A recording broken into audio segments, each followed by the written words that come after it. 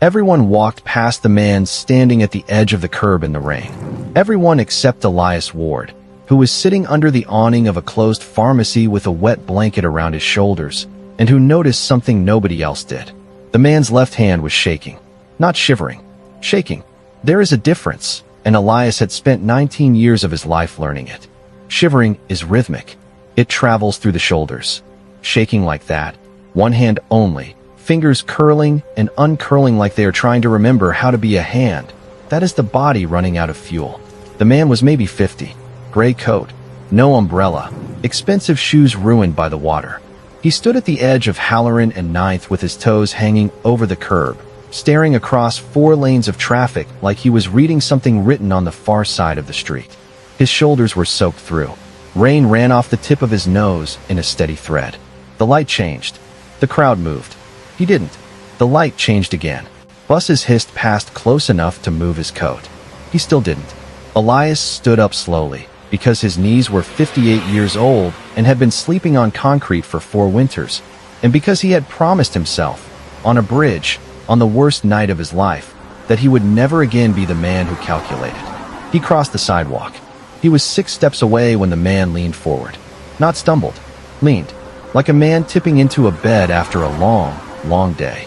Elias got one arm around his chest and hauled him backward, and they went down together onto the wet pavement as a delivery truck went by so close that the wind of it lifted the man's coat over both their faces. The horn came a half-second later, long and furious, already 3 blocks gone. The man lay on his back in a puddle, blinking up at the rain like it was a ceiling he had never seen before. "Sir," Elias said. "Sir, look at me. I'm fine," the man said, and his words came out soft at the edges, slurred, syrupy. "You're not fine. You're low." Elias was already digging in his coat pocket. "Diabetic." The man's eyes drifted. "How did you?" "Because I've got hands and eyes and used to have a job." Elias found what he was looking for. A single foil packet of orange marmalade, taken from a diner 3 days ago, and saved. The way you save things when you have nothing, for a morning when you might need to feel like a person. He tore it open with his teeth. "Open your mouth." "I don't want. I don't care what you want." He pressed the marmalade against the inside of the man's cheek with 2 fingers, gently, the way you do when swallowing is not guaranteed. "Don't chew. Just let it sit." Somewhere behind him a woman's voice went up, sharp and scandalized. Hey, get off him." Elias didn't turn around. He kept 2 fingers in a stranger's mouth in the rain while the city decided what it was looking at. He knew exactly what it was looking at. A homeless man kneeling over a well-dressed man on the ground, with his hands on him. He kept counting anyway. 1 minute. 2. The blue lights arrived at 3. "Sir, step back. Step back. Hands where I can see them." Elias raised his hands. Palms out. Slow. He had done this before. He knew the choreography by heart, the way some people know of him. "I'm going to stand up now," he said. Calm, flat, no sudden anything. "The man is hypoglycemic. He needs sugar, and he needs a paramedic. He's got a puncture callus on his left thumb. He's been testing his blood for years. He's type 1. I would bet money I don't have on it." The officer looked at him the way people look at a talking dog, and then a hand closed around Elias's wrist. The man on the ground had come back. His eyes had focus in them again, a hard, clear, startling focus, the kind that makes you understand a person is used to being listened to. "He's with me," the man rasped. "He didn't do anything. He stopped me from." He paused. Rain filled the pause. "He stopped me," he finished. The officer looked from one to the other. The moment stretched. Then the man in the gray coat sat up in the puddle, wiped his face with a soaked sleeve, and started laughing. It was a terrible laugh, cracked and wet and exhausted, and it went on a little too long. "I have orange in my mouth," he said to no one. "Why do I have orange in my mouth?" "Because it was that or a truck," Elias said. And the man laughed harder, and then he was not laughing, and he pressed the heel of his hand against his eyes and kept it there. The ambulance came and went. He refused to go with it, signed the form, argued with the medic in a voice that had stopped slurring and started sounding like a voice that arranged things for a living. Elias picked up his blanket from under the pharmacy awning and started walking, because that is what you do when the show is over and you are the part of the scenery that has to move on. "Hey." He kept walking. "Hey, please." Elias stopped. The man came up beside him. hair plastered to his skull, holding out a $20 bill with the earnest, clumsy urgency of a man who had never in his life been unsure whether money was the right answer. Elias looked at it. "Put that away," he said, "before somebody sees it and does something to both of us." The hand with the 20 stayed out. "Do I look like I want your money?" "Frankly," said the man, "yes." Elias barked a laugh, genuinely surprised by it. "Okay, that's fair." He pushed the hand down. The bill went crumpled and gray in the rain. "You want to pay me? Buy yourself a granola bar and keep it in your coat like a grown man," Elias said. "You almost died over a granola bar." The man's mouth opened, closed. "What's your name?" he asked. "Elias." "Wes." "Wes." Elias adjusted the blanket on his shoulders. "You got somewhere warm to be, Wes." Wes looked back at the intersection, at the curb, at the 4 lanes of black water. "Not really," he said, and something in the way he said it made the hair stand up on the back of Elias's neck. Because Elias had heard that exact tone before, from a girl on a bridge rail, from a father in a stairwell, from his own mouth in a bathroom mirror 4 winters ago. He should have asked. He didn't ask. Not that night. He would think about that for a long, long time. His cart was named the ambulance. He had painted the word on the side with a marker he found, in careful block letters, and drawn a small red cross that had come out crooked. People at the ridgeline thought it was a joke. It was a little. It was also not. The ridgeline was a dead brick furniture warehouse on the south side, for stories, condemned since before anyone could remember, with a hole in the roof that let in a column of light every afternoon at 3, like something out of a cathedral. 40, 60 people, depending on the weather. Tarps and pallets, and a stove made out of a washing machine drum. Dot had the corner by the stairs because Dot had the oxygen tank and Dot did not do stairs.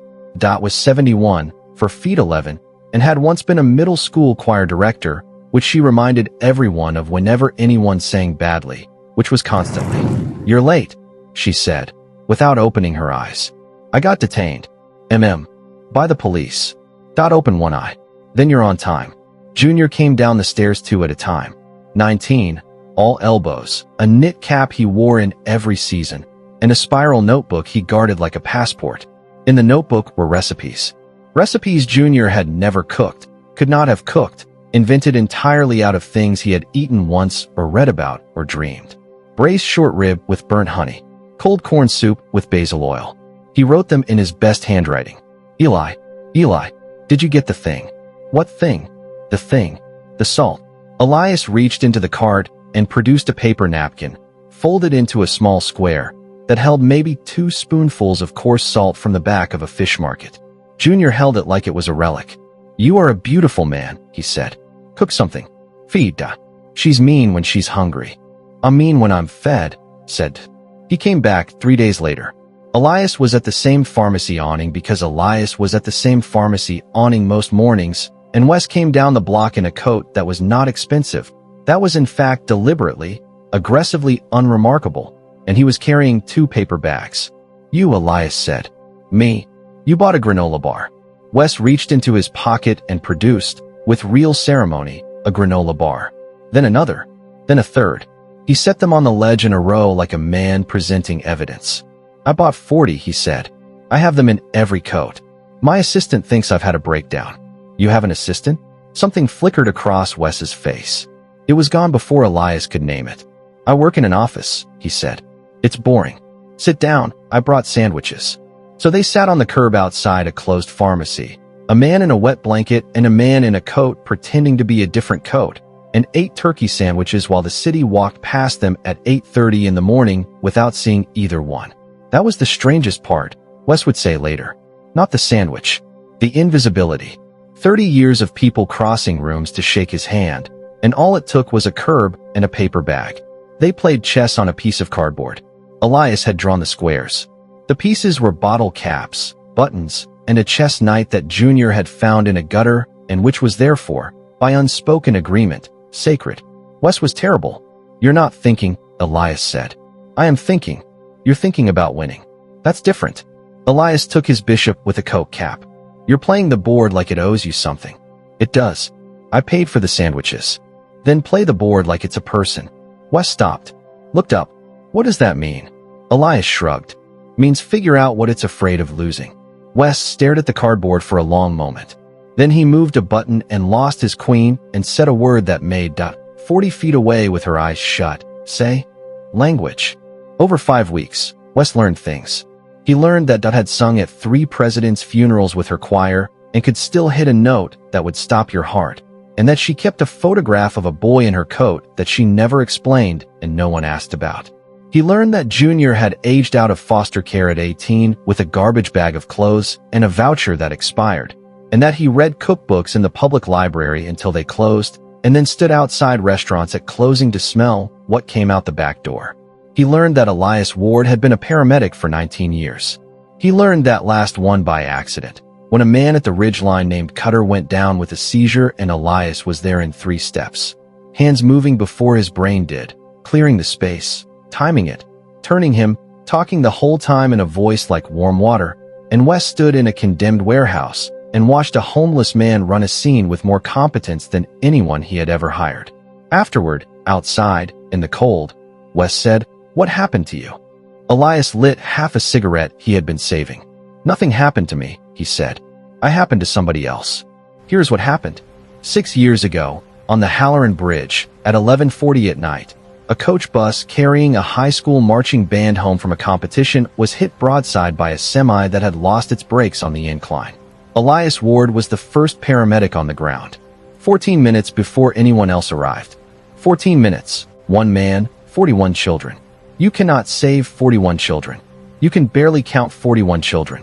What you can do is what they teach you, which is triage, which is a French word that means sorting, which is a clean and bloodless word for the filthiest thing a human being can be asked to do.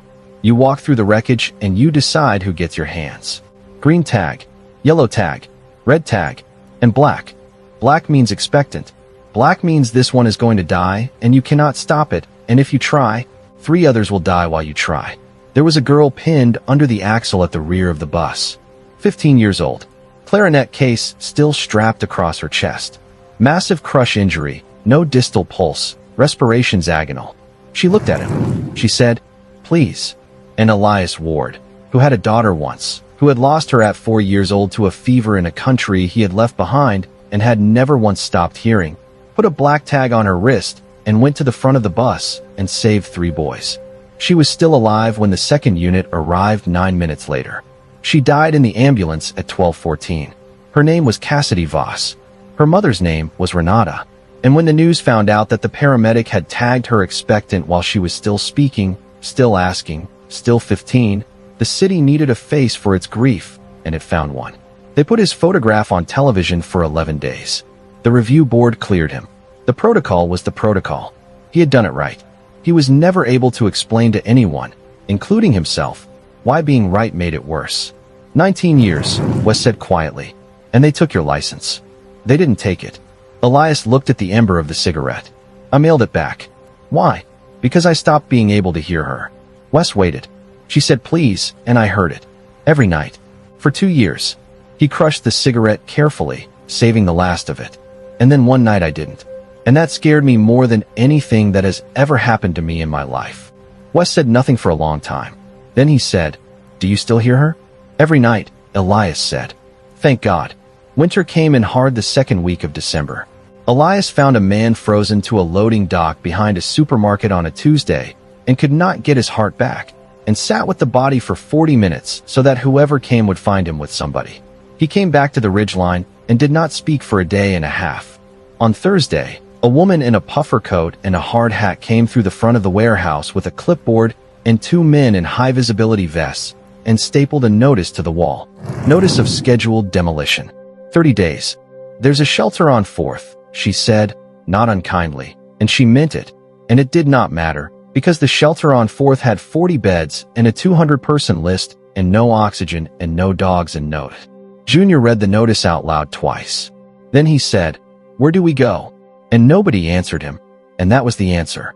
At the bottom of the notice, in small gray type, was the name of the acquiring entity. Meridian South Holdings, LLC. It meant nothing to Elias. It meant nothing to anyone in that building. It would have meant something to a man in a gray coat if he had been standing there. He was not standing there. He was in a glass room on the 40th floor of a tower 9 blocks north, at a table with 11 other people, listening to a lawyer explain that the Ridgeline parcel had been acquired 18 months ago as part of a bundled purchase of 41 distressed industrial properties, and that demolition was scheduled, and that the board considered the matter routine. "Any objections?" said the chairman. And Weston Cole, chief executive officer of the Cole Meridian Group, employer of 11,000 people, whose face was on the cover of a magazine on the credenza behind him at that very moment, said, "None." Because he did not know. Because you can own the roof over a man's head and never once look up. The fire started at 4:10 in the morning on the 19th of December in a stove made out of a washing machine drum on the 3rd floor, where a man named Cutter had fallen asleep with a blanket too close to it. Elias woke to the smell. Not smoke. Before smoke. That hot dust smell, the one that means something is thinking about it. Then the light on the ceiling went orange, and someone upstairs screamed, and the whole building woke up at once. "Out," he was shouting, already moving. "Everybody out, south door, go." The stairwell filled.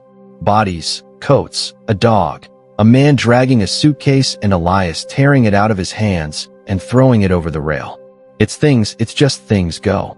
He counted at the door. He counted the way you count when counting is the only thing standing between you and the rest of your life. 22, 30, 38, 44. He got to the bottom of the stairs, and he turned around, and he looked up, and the 3rd floor was gone. Just gone. A wall of orange behind the windows, and standing beside him in the freezing street in her nightgown with her bare feet in the snow was Dot. Without her tank. She was breathing like a fish. Her lips were the color of a bruise. "Where is it?" Elias said. Dot pointed up. She could not talk. She pointed up, and her eyes were terrified, and not for herself, and Elias understood a half-second too late. "Where's Junior?" he said. Dot pointed up. He went in. He went in through a door that was already too hot to touch, with a soaked blanket over his head and Dot screaming, and the whole street screaming behind him. And he went up 2 flights in the dark on his hands and knees below the smoke. And he found Junior on the 2nd floor landing, face down, unconscious, one arm stretched out toward the corner where Dot's spare oxygen tank was kept. He had gone back for the tank. Of course he had gone back for the tank. Elias got a hand under him and lifted, and something in his back tore, and he did not care, and he carried a 19-year-old boy down 2 flights of a burning building with his coat on fire at the shoulder, and he came out through the south door into the snow and the ambulance lights, and he went down on his knees in the street. And then he got up, because Junior wasn't breathing, and Elias Ward, who had mailed his license back in an envelope with no return address, knelt in the snow in front of a burning building with his hands on a boy's chest, and did the only thing he had ever truly been good at in his entire life. 30 compressions, 2 breaths. 30 compressions, 2 breaths. "Come on," he said. "Come on. Come on. You owe Dot dinner. 30 compressions. You owe her the short rib, the burnt honey. Come on." And on the 4th cycle, with the whole street standing in a circle around them in their blankets and their bare feet, and the snow coming down orange in the firelight, Junior coughed. Junior coughed, and turned his head, and threw up in the snow, and started crying, and Elias Ward put his forehead down on that boy's chest, and stayed there. Somebody in the crowd started clapping, and then it stopped, because clapping was wrong, and instead, from somewhere near the back, an old woman's voice came out of a ruined throat and started to sing. It was not a good sound. It was the best sound. He woke up in a hospital. He had never in his life woken up in a hospital. He had only ever walked into them, in a uniform, delivering people. His right hand was wrapped to the wrist. His back was on fire in a way that had nothing to do with fire. There was a television bolted to the corner of the ceiling, sound off, captions on, and a nurse had left it running on the morning news.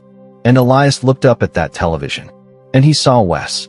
Wes, in a suit that cost more than every dollar Elias had earned in the last 4 years combined. Wes, at a podium, with a wall of microphones and a logo behind him and 100 cameras firing. And under his face, in white letters, Weston Cole, CEO, Cole Meridian Group. And under that, Cole Meridian announces $2.1 billion restructuring. Elias lay very still. He read the captions. He read the whole thing. He read the part where a reporter asked about the fire at a condemned property on the south side, and Weston Cole's face did something no one else in that room would have been able to read. But Elias could, because Elias had watched that face lose a queen on a cardboard chessboard 40 times. He watched Weston Cole, on live television, become a man who had just learned something. And then Elias turned his face to the window and looked at the snow for a very long time. Wes came at 9 that night. He came alone, in the gray coat, and stopped in the doorway. Elias didn't look at him. "You're awake," Wes said. "You're on television." The silence in that room had a texture. You could have leaned on it. "Yes," Wes said. "Meridian South Holdings." "Yes." "Your building." "Yes." Elias nodded slowly, still looking at the window. "You ate my sandwich," he said. Wes blinked. "What?" "On the curb. First morning. You gave me a sandwich, and then you took half of mine because you said mine had more turkey." Elias's voice was perfectly level. "You sat on a curb and ate half my sandwich." "Elias. Was it research?" Now he turned, and his eyes were red and steady, and Wes took an actual step backward. "Was it a project? Are you writing a book? Because we get that. People come with clipboards. People come with cameras, and they ask us how we feel, and they go home." "It wasn't." "Then what was it?" And Weston Cole stood in a hospital doorway with 11,000 employees and $2.5 billion and no idea what to do with his hands. "I didn't step off that curb by accident," he said. The room went very quiet. "I hadn't eaten in a day and a half. That part is true, and it's stupid, and I've been diabetic since I was 9 and I know better." He was looking at the floor. "But I stood there for 4 light cycles, Elias. I counted them, and I wasn't waiting to cross." Elias did not move. "My wife died in March," Wes said. 2 years, and I worked through every appointment. Every single one. I was on a call from the hallway of the oncology floor. I have the call log. I've read it maybe 500 times. He laughed, and it was that same cracked, terrible laugh from the rain. "And in April the board asked me if I was ready to talk about succession, and I said yes, and I went home to a house I don't recognize, and I started walking. I walked for 8 months. That's all I did. I walked around a city I owned pieces of, and I could not think of one single reason." He finally looked up, and then a man with nothing knocked me on my back in a puddle and put jam in my mouth and told me to buy a granola bar like a grown man. His voice broke on the last word, and he stopped and pressed his knuckles hard against his mouth. "I didn't tell you who I was," he said, "because for 5 weeks nobody wanted anything from me. Do you understand what that is? Do you understand what that is for a man like me? You made me play chess on cardboard. You told me I was bad at it. You have no idea." Elias looked at him for a long moment. "You are bad at it," he said. And Wes made a sound that was half a sob and half a laugh, and sat down heavily in the plastic chair and put his face in his hands. "I didn't know," Wes said, later, when the room had gotten dark and neither of them had turned on a light. "About the building. It was in a bundle. 41 properties. It was a line item." "I know. That's worse." "Yes," Elias said.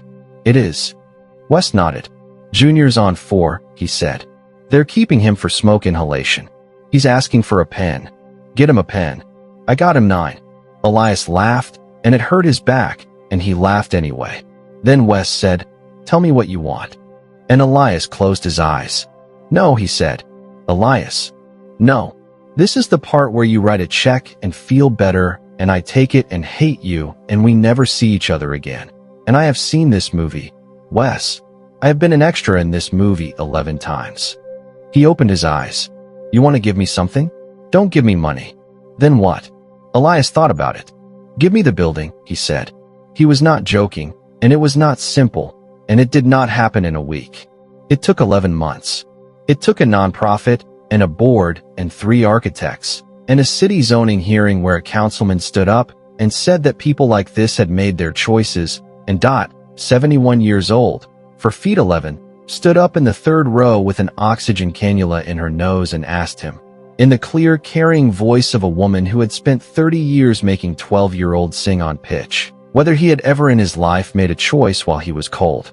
It took Weston Cole personally sitting in a room with the insurance underwriters for 6 hours. It took a fight with his own board, on the record, in which he said a sentence that later ended up printed on a coffee mug that his daughter gave him and that he pretended to find embarrassing and secretly used every single day. We are not in the business of things.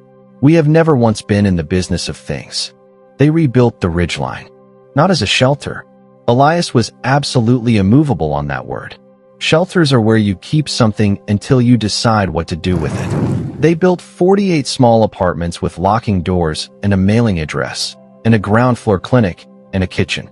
A real kitchen, a commercial one, with a gas range and a hood and 8 burners. And on the day it opened, there was a chalkboard by the door with the day's menu on it in careful handwriting, and the first thing on it was braised short rib with burnt honey. But that is not the end. The end is a Tuesday in October, 7 months into construction, when Wes found Elias on the site with a clipboard he had no idea how to use and said, "There's someone here." "Who?" "I asked her to come," Wes said. "She said no 4 times. She said yes on Thursday." And Elias turned around. And standing at the fence line, in a wool coat, with her purse held in both hands in front of her like a shield, was Renata Voss. Elias could not move. 6 years. 6 years, and a photograph on television for 11 days, and a review board, and a resignation letter, and an envelope with no return address.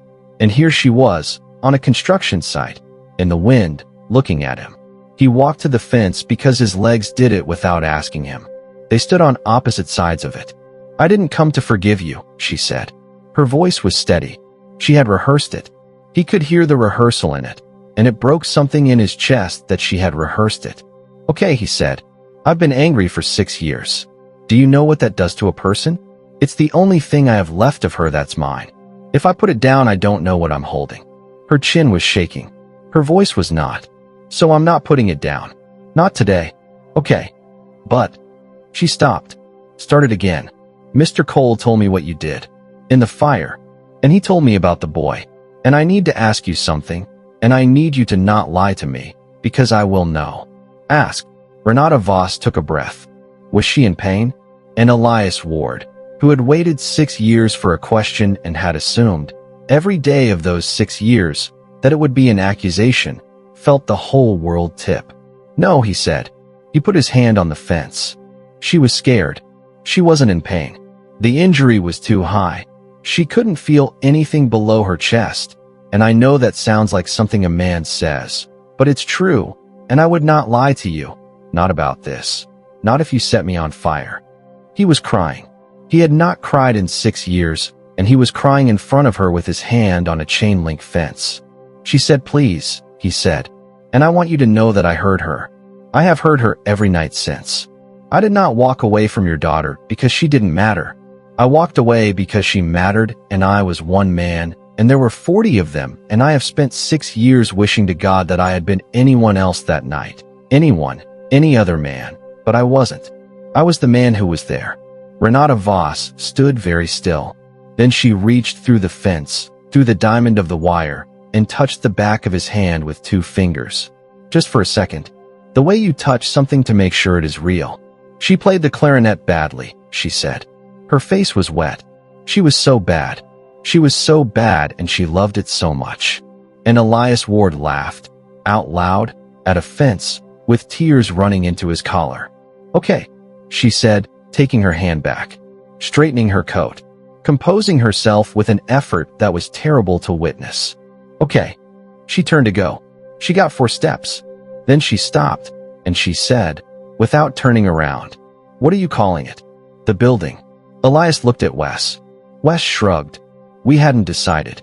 Renata Voss stood in the wind for a long moment with her back to them. "Call it something with AC," she said. And she walked to her car.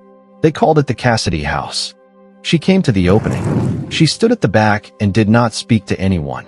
And she left early, and 3 weeks later she came back and asked if the clinic needed a volunteer on Saturdays, because she was a retired pediatric nurse and she was tired of her kitchen. She has been there every Saturday for 4 years.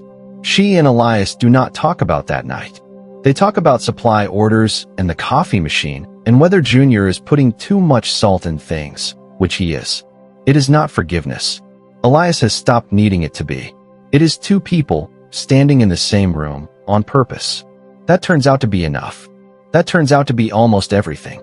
Elias Ward did not become rich. Wes offered. Wes offered several times, in several increasingly creative legal structures, and Elias told him no every time, and once threw a bottle cap at his head. What Elias got was this: a one-bedroom apartment on the second floor, Unit 214, with a window that gets the afternoon light. A recertification course that took him 8 months and nearly killed him, because he was 59 and the pharmacology had changed, and there was a boy in his class who had not been born when Elias first put on the uniform. A badge. A job as a community paramedic, running an outreach van through the South Side 4 nights a week, finding people on loading docks before the loading docks find them. The van has a red cross on the side. It is crooked. He painted it himself. He would not let them fix it. And a chessboard, a real one, on a table by the window in 214, where a man in a gray coat comes on Thursday evenings and loses, and complains about losing, and stays for dinner. Junior runs the kitchen. He is 24. He has 14 employees, all of whom lived in that building at some point, and a temper, and a spiral notebook with a cracked spine that he will not replace. Doc conducts a choir on Sunday afternoons in the ground floor common room. 40 voices. Some of them are terrible. She tells them so. She keeps the photograph of the boy in her coat. Last year she told Elias who he was. That is her story, and it is not mine to tell. On the wall inside the front door of the Cassidy house, there is a small brass plate, and on it there is one sentence, and nobody has ever put a name under it. Elias asked Wes once what it meant to him. Wes was setting up the chessboard. He did not look up. "You didn't save my life," he said. "You had nothing. You gave me the last sweet thing in your pocket and told me to eat like a grown man." He set the crooked night down last, the way he always did, the way it had become a small private ritual between two men who would have walked past each other on any other day of the world. "You didn't save my life, Elias. You reminded me I had one." Then he moved a pawn, badly, and lost an 11. The plate by the door says, "Kindness is not what you have left over. It is what you are when you have nothing left." Every person who walks into that building walks under it. Most of them don't look up. That's all right. Elias didn't build it to be looked at. If this story touched your heart, share it with someone who still believes that kindness can change the world, even when it comes from a person the world stopped looking at. And subscribe to EverTale for more stories that stay with you long after the screen goes dark.